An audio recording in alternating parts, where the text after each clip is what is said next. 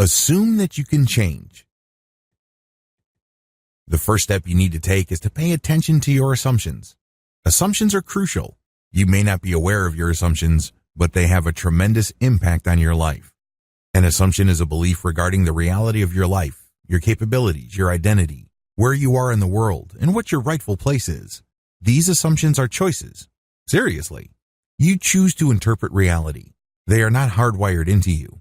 They don't dictate that you have to interpret reality only in one certain way. You always have control over your assumptions. They might not be top of mind. They might not be obvious, but you can control them. Another thing you have going for you is the fact that change is the only constant in life. In fact, as you take this training, you're already changing. You're definitely getting older. There might be ideas that you run into that change certain things that you believe about yourself. It may change some of the things that you do. Regardless, understand that change is part of who you are. Change happens on two key levels. You can change from within or you change from outside. You have to believe that your ability to change is the key to your mindset transformation.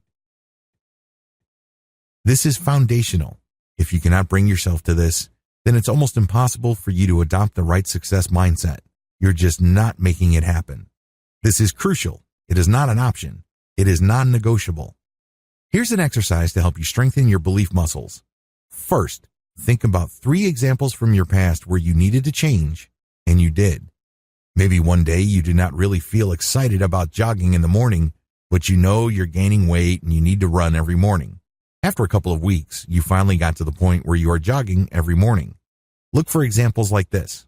It doesn't have to be big. It doesn't have to be dramatic. Regardless, all of us have at least 3 examples from our past where we needed to change, and we did. Next, analyze what happened. Pay attention to what prompted the change. Why do you feel like you had to do it? What circumstances were present? What was your situation like? What was the trigger or the straw that broke the camel's back? Next, focus on how you were before and how you were doing after the change.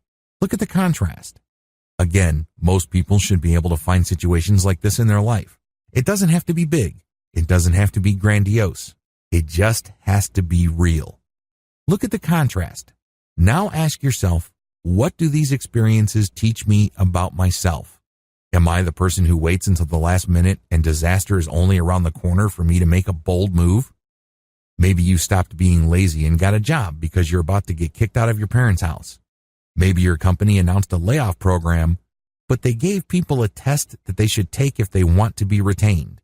Whatever the specific experience may be, pay attention to how you responded to those challenges. Did you wait until your back was against the wall before fear pushed you to make a decision? Or did you want certain changes all along and situations just pushed you? This is the difference between a reactive and a proactive person. There is no right or wrong answer. Either you're born reactive, which means you are motivated primarily by fear or loss, or you are a proactive person, one who is motivated generally by gain.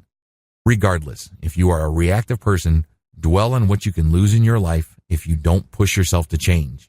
If you are proactive, focus on how much better your life would be and how awesome it would be to experience your dreams if only you allowed yourself to change.